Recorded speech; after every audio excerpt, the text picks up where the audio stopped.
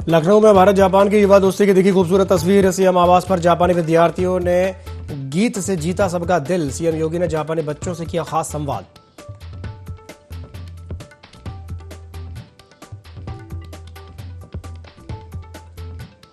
जापानी छात्रों ने किया अटल आवासीय विद्यालय का दौरा। सांस्कृतिक कार्यक्रमों से जापानी छात्रों का हुआ स्वागत। जापानी छात्रों ने जाना शिक्षा का माहौल।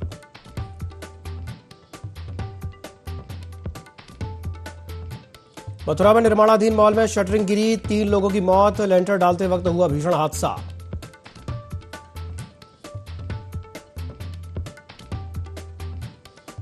गोरखपुर में भीषण सड़क हादसा, बस कंटेनर की आमने सामने की भिड़ंत। हादसे में चालक की मौत, 15 घायल।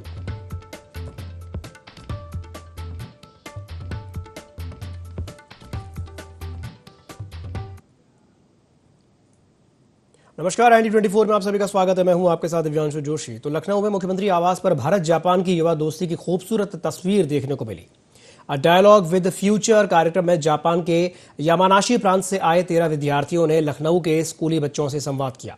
मुख्यमंत्री योगी आदित्यनाथ ने जापानी अभिवादन ओहायो गोजाइमासु से बच्चों का स्वागत किया। उन्होंने कहा कि ये 2 संस्कृतियों और परंपराओं का मिलन है। जापानी विद्यार्थियों ने अपनी भाषा में गीत प्रस्तुत किया, जबकि भारतीय छात्रों ने राम भक्ति से जुड़ी प्रस्तुति दी। जापानी बच्चों ने ओरिगेमी के जरिए शांति और मित्रता का संदेश दिया। कार्यक्रम के अंत में मुख्यमंत्री ने बच्चों के साथ एक सेल्फी भी ली।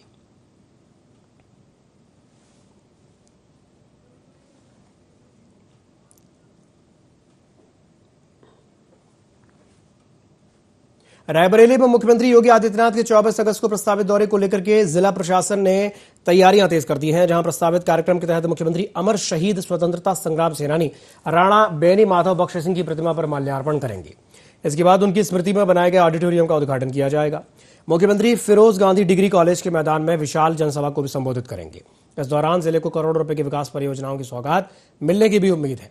इसमें कई परियोजनाओं का लोकार्पण और शिलान्यास शामिल है। प्रशासनिक अधिकारी कार्यक्रम स्थल पर व्यवस्थाओं को अंतरिम रूप देने में जुटे हैं।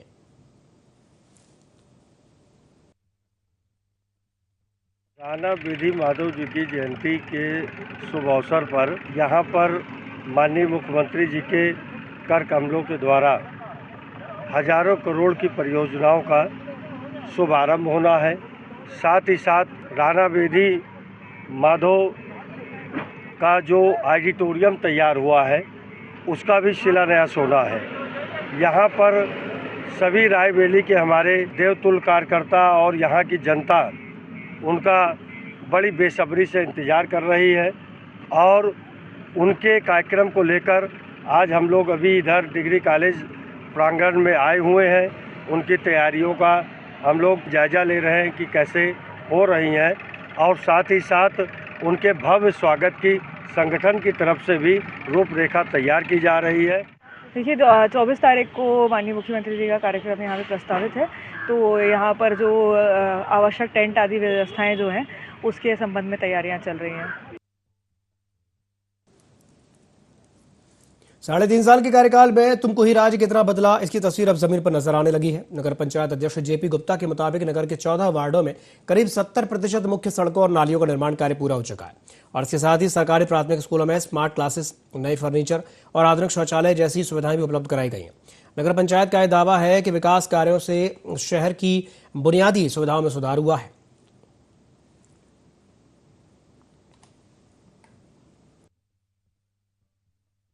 कुशीनगर जिले के तमकुहीराज तहसील के उस प्रांगण में खड़ा हूं जहां से विकास की किरणें प्रस्फुटित होती हैं। यानी मैं नगर पंचायत के कार्यालय में अपने चेयरमैन के समक्ष बैठा हूं, श्री JP गुप्ता जी के पास। आज यह मैं जानने का प्रयास करता हूं कि अगल बगल की ढेर सारी नगर पंचायतों से अलग क्या है, किस लिए हर आदमी इनको इतना प्रेम प्रदान करता है और कार्यों में गुणवत्ता देख करके प्रशंसनीय भी हैं। मैं जानने का प्रयास करता हूं। भाई JP गुप्ता जी बताएं।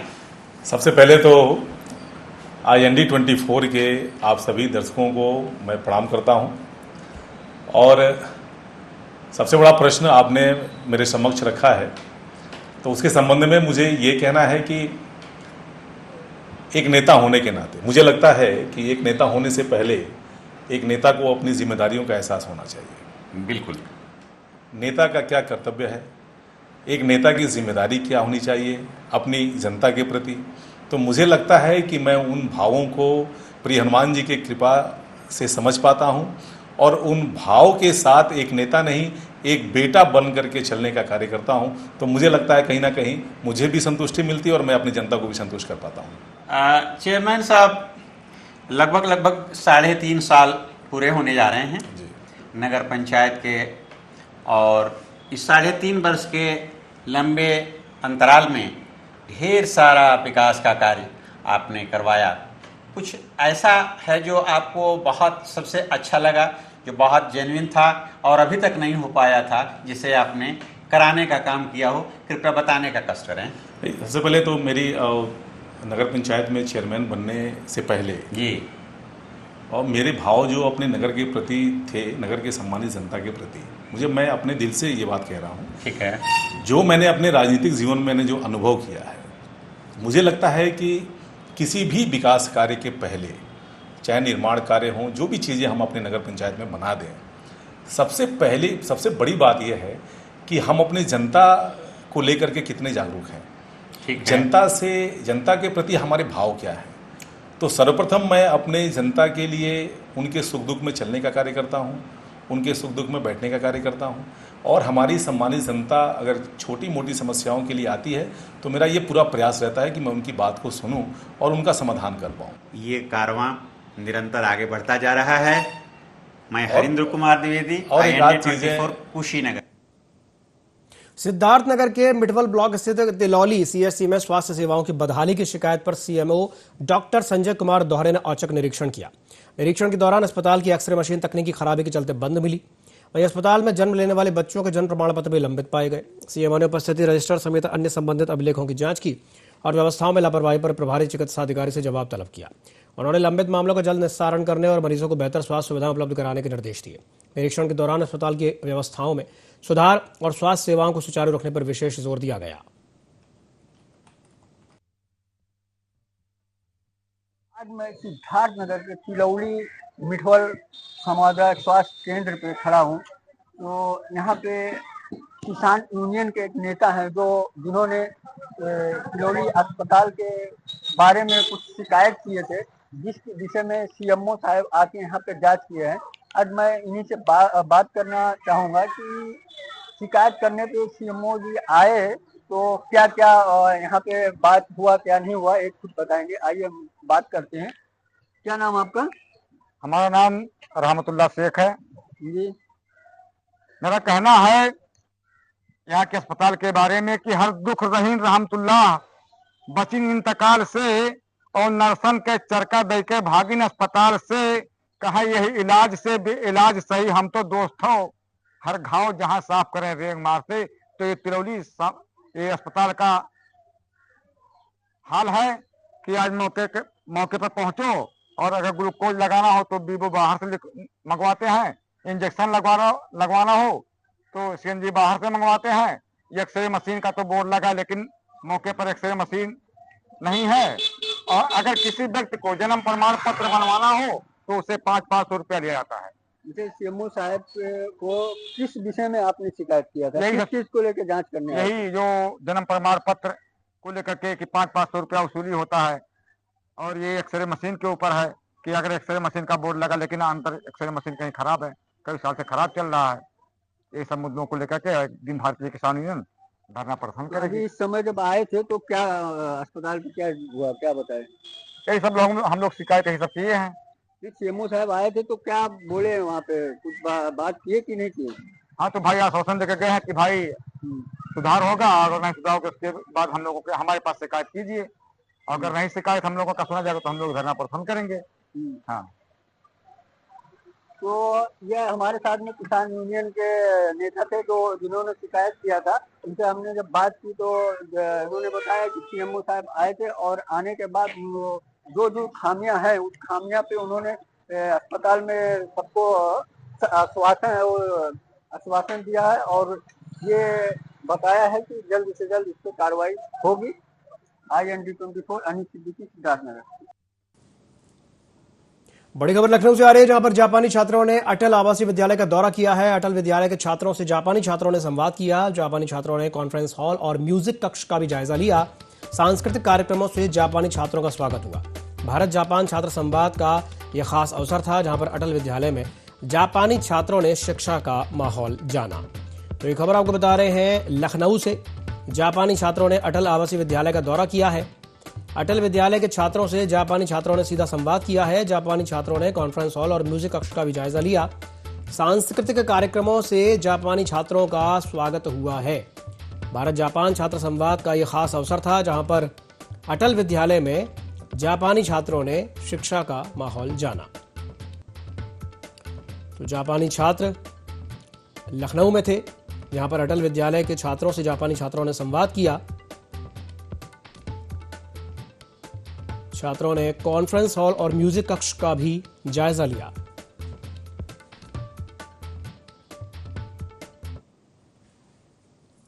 बड़ी खबर लखनऊ से आ रही है, जहां पर युवाओं को योगी सरकार का उपहार देखने को मिला है। जहां पर यूपी ने औद्योगिक विकास विभाग भर्ती का परिणाम जारी कर दिया है। कनिष्ठ सहायक भर्ती में 50 अभ्यर्थियों का अंतिम चयन हुआ है। पारदर्शी भर्ती व्यवस्था को मजबूती मिली है। मेरिट के आधार पर चयन प्रक्रिया पूरी हो गई है। 62 से संशोधित होकर के अब 54 भर्ती के पद हो गए हैं। बढ़ते अगली बड़ी खबर की ओर, जो कि हापुड़ से आ रही है, जहां पर कृषि विभाग की छापेमारी देखने को मिली है। देहराकुटी गांव में पेस्टिसाइड कंपनी पर प्रशासनिक छापा पड़ा है। शिकायत के बाद जिला प्रशासन कृषि विभाग ने संयुक्त रूप से कार्रवाई की है। टीम ने लाइसेंस और कच्चे माल की बिल खंगाले हैं। स्टॉक रजिस्टर की भी गहनता से जांच की गई है। तो ये खबर आपको बता रहे हैं हापुड़ से। कृषि विभाग ने छापेमारी की है। देहराकुटी गांव में पेस्टिसाइड कंपनी पर प्रशासनिक छापा पड़ा है। प्रशासन ने छापेमार कार्रवाई की है। शिकायत के बाद जिला प्रशासन और कृषि विभाग की टीम संयुक्त रूप से कार्रवाई करने पहुंची और टीम ने लाइसेंस और कच्चे माल के बिल खंगाले हैं। स्टॉक रजिस्टर की भी गहनता से जांच की गई है।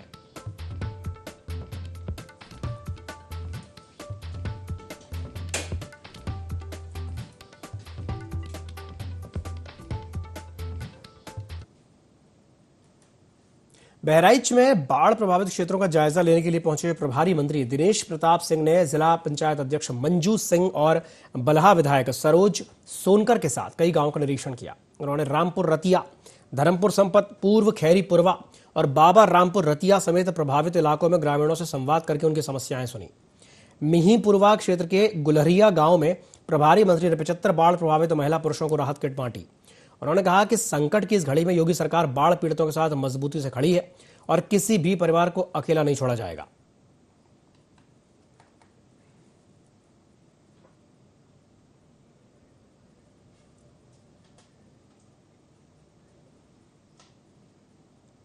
बड़ी खबर बांदा से, जहां पर बैटरी चोरी करने वाले गिरोह का भंडाफोड़ हो गया है। 24 घंटे में पुलिस ने 4 आरोपियों को दबोच लिया। आरोपियों के कब्जे से चोरी की बैटरी बरामद की गई है। गिरवा थाना पुलिस ने यह सफलता प्राप्त की है। तो ये खबर आपको बता रहे हैं बांदा से, जहां बैटरी चोरी करने वाले गिरोह का भांडाफोड़ हो गया है। 24 घंटे में पुलिस ने 4 आरोपियों को दबोच लिया। आरोपियों के कब्जे से चोरी की बैटरी बरामद की गई है। गिरवा थाना पुलिस ने यह बड़ी सफलता हासिल की है।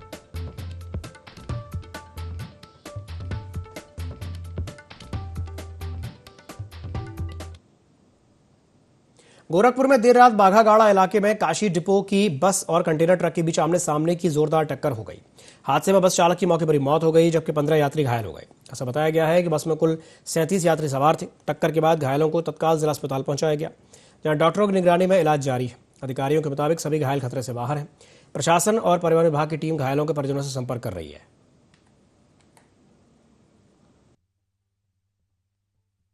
बाघागाड़ा में एक दुर्घटना हुई है।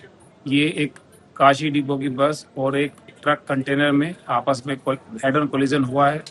इसमें कुल 37 लोग बस में सवार थे, जिनमें से टोटल 15 लोग घायल हुए हैं। और इस दुर्घटना के कारण जो बस के ड्राइवर थे उनकी मृत्यु हो गई है। बाकी जितने भी घायल हैं सभी सेफ हैं। इनको जिला अस्पताल में सुरक्षित पहुंचाया गया है। डॉक्टर की जो टीम है उनका सबका इलाज कर रही है और लगातार सभी के जो परिजन हैं उनसे संपर्क करके उनको फर्स्ट एड देने के बाद में उनको सपोर्ट किया जा रहा है।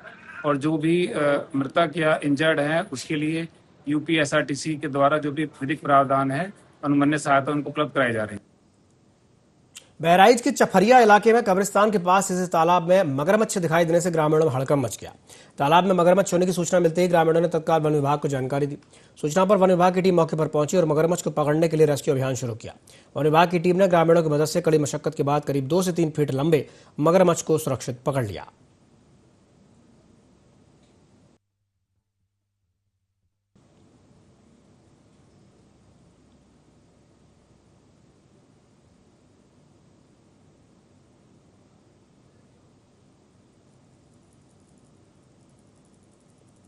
तो खबर आपको बता रहे हैं बहराइच से, जहां पर 2 से 3 फीट लंबे मगरमच्छ को पकड़ा गया है। वन विभाग की टीम ने उसका रेस्क्यू किया है।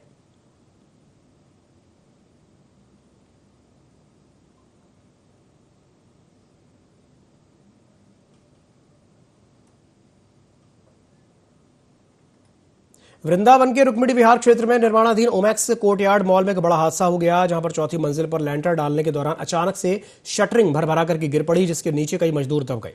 हादसे में नेपाल के रहने वाले 42 साल के शिवराम की मौके पर ही मौत हो गई है, जबकि अस्पताल ले जाए गए 3 मजदूरों में से 2 को डॉक्टरों ने मृत घोषित कर दिया। इस तरह हादसे में कुल 3 मजदूरों की मौत हो गई है।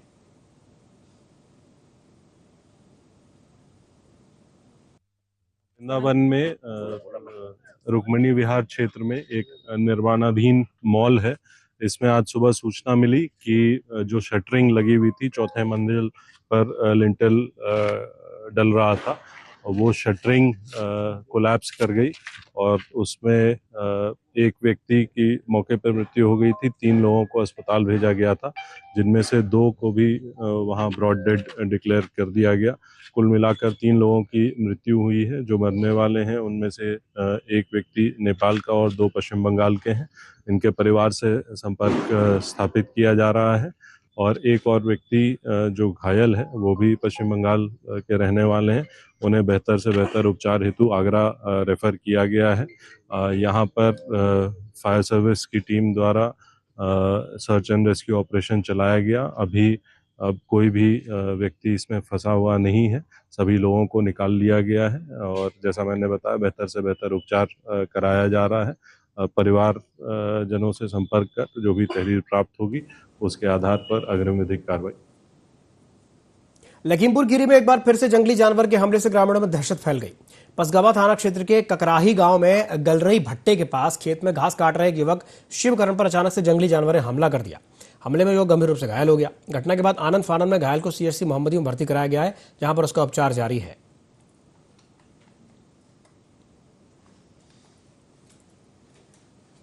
हापुड़ में तेज रफ्तार कार का कहर देखने को मिला, जहां पर दिल्ली रोड स्थित एचडीएफसी बैंक के शटर में टाटा पंच कार ने 2 बार जोरदार टक्कर मार दी। पूरी घटना बैंक के बाहर लगे सीसीटीवी कैमरे में कैद हो गई। टक्कर के बाद कार चालक मौके से फरार हो गया। घटना की सूचना मिलते ही नगर कोतवाली पुलिस मौके पर पहुंची और फुटेज के आधार पर आरोपी चालक की तलाश शुरू कर दी है।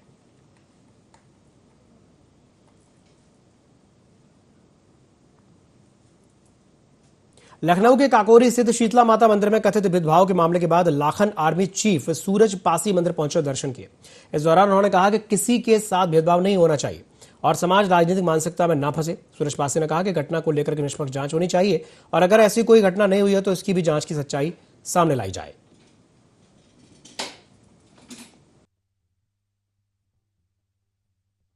शीतला के धाम में खड़ा हुआ है और अपने आराध्य के मंदिर में है। कोई मुझसे भेदभाव करके दिखाए, मैं ओपन चैलेंज कर रहा हूँ। कोई मुझे मंदिर से भगा के दिखाए। मेरा अपने लोगों से हाथ जोड़ के निवेदन है कि समाज को किसी तरीके से जगाया गया है, उसका स्वाभिमान सम्मान अपने इतिहास के लिए बताया गया है। मैं निवेदन करूंगा अपने समाज से कि ऐसी कोई भी राजनीतिक मानसिकता में मत फंसिएगा जिससे मेरे समाज का अपमान हो। मैं ज्यादा कुछ कहना नहीं चाहता हूं। आज युवा जाग चुका है, समाज जाग चुका है और अगर जो भी कृत्य है, मैं तो कहता हूं प्रशासन दूध का दूध पानी का पानी करे ना, क्यों नहीं करता। बाराबंकी के सुबेहा थाना क्षेत्र के कोलवा गांव में जमीन विवाद को लेकर के हुई हत्या के बाद इलाके में तनाव और आक्रोश का माहौल है। विवाद के दौरान हुई हिंसा में एक व्यक्ति की हत्या कर दी गई, जबकि कई लोगों के घायल होने की जानकारी है। घटना के बाद पूर्व विधायक राम मगन रावत पीड़ित परिवार के घर पहुंचे और परिजनों से मुलाकात करके घटना की जानकारी ली। उन्होंने शोकाकुल परिवार को हर संभव मदद का भरोसा दिलाया।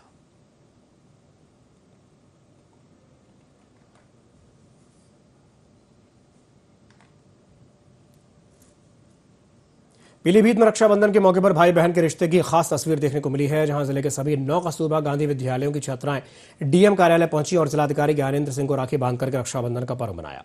छात्राओं ने डीएम के माथे पर तिलक लगाया और उनकी कलाई पर राखी बांधी।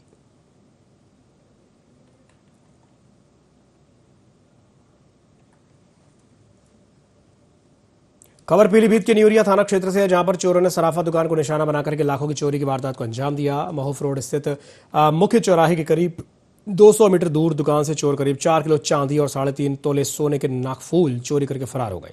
सुबह घटना की जानकारी मिलने पर पुलिस में हड़कंप मच गया।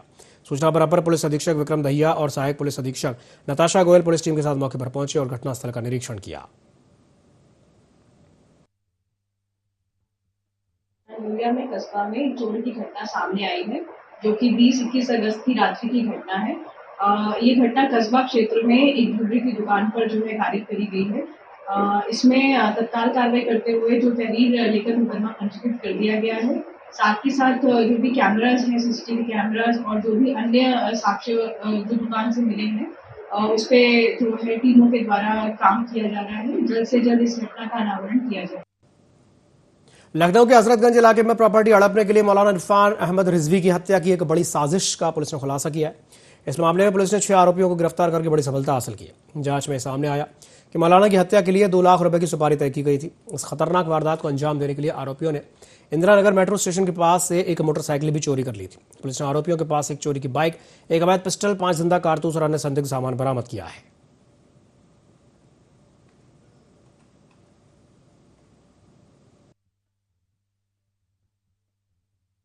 थाना क्षेत्र हजरतगंज के रिवेरा कॉलोनी में 2 जो लड़के हैं, ये दोनों एक चोरी की मोटरसाइकिल, उसके साथ साथ एक कंटीन्यूट पिस्टल और 5 कारतूस के साथ थाना हजरतगंज की टीम के द्वारा गिरफ्तार किए गए थे। उसने एक व्यक्ति की हत्या के लिए जो है तो उनको ये सामग्री उपलब्ध कराई गई थी उनके द्वारा। इस संबंध में पूरी जानकारी की गई और उसके साथ साथ फिर जो अमान कुरैशी है उसकी जब गिरफ्तारी की गई तो चीज़ें खुल के आई कि रिवेरा कॉलोनी के ही एक इरफान नाम के व्यक्ति की हत्या के संबंध में इन लोगों के द्वारा सुपारी दी गई थी। सुसंगत धाराओं में अपराध पंजीकृत करते हुए माननीय न्यायालय के समक्ष पेश करके उनको जेल भेज दिया गया था। उत्तर प्रदेश के बांदा में जर्जर सड़क और जलभराव की समस्या को लेकर के कांग्रेस कार्यकर्ताओं ने अनोखे अंदाज में विरोध प्रदर्शन किया। शहर के अलीगंज मोहल्ले में लंबे समय से बदहाल सड़क और कीचड़ से परेशान कांग्रेसियों ने सड़क के गड्ढों में धान की रोपाई करके प्रशासन के खिलाफ विरोध जताया। महिला जिलाध्यक्ष सीमा खान और जिलाध्यक्ष राजेश दीक्षित की मौजूदगी में कार्यकर्ताओं ने प्रदर्शन किया और बांदा प्रशासन नगर पालिका के खिलाफ जमकर नारेबाजी की। कांग्रेसियों का आरोप है कि शिकायतों के बावजूद सड़क की हालत सुधारने के लिए कोई ठोस कदम नहीं उठाया गया है।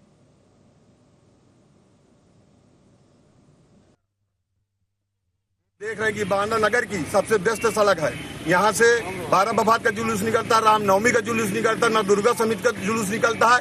फिर भी इस रोड की ये दुर्दशा है कि गाड़ी से छोड़ पैदल निकलना मुश्किल है। आप लोग देख रहे हैं, कई बार हमने जिला प्रशासन को, नगर पालिका को वो भी दिया, ज्ञापन भी दिया, जाकर के मिले, समस्या बताई, लेकिन कोई भी सुनने को तैयार नहीं है। इसलिए मैं मजबूरन, आज ये तो एक नमूना है, पूरे शहर की स्थिति इसी तरह खराब है। हम लोग निकलने के लिए, हमारे बच्चे तरस रहे हैं, स्कूल जाने के लिए बच्चियां तरस रही हैं, देख रहे हैं क्या स्थिति है। इसलिए हमने बाध्य होकर के हमको आज ये कार्यक्रम करना पड़ा। पूरे शहर के अंदर जल भराव है।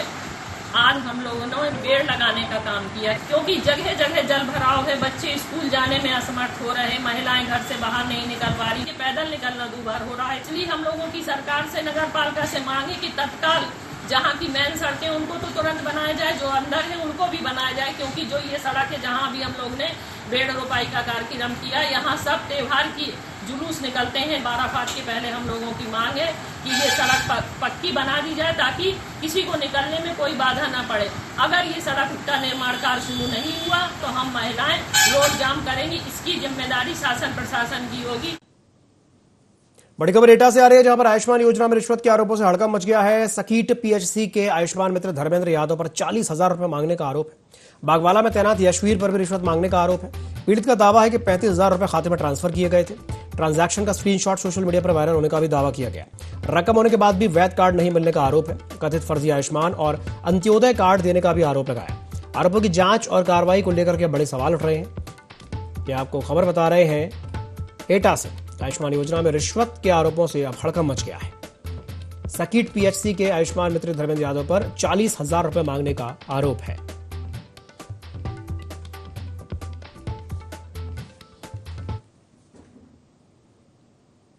इसी के साथ बुलेटिन में फिलहाल के लिए इतना ही। दीजिए इजाजत। नमस्कार।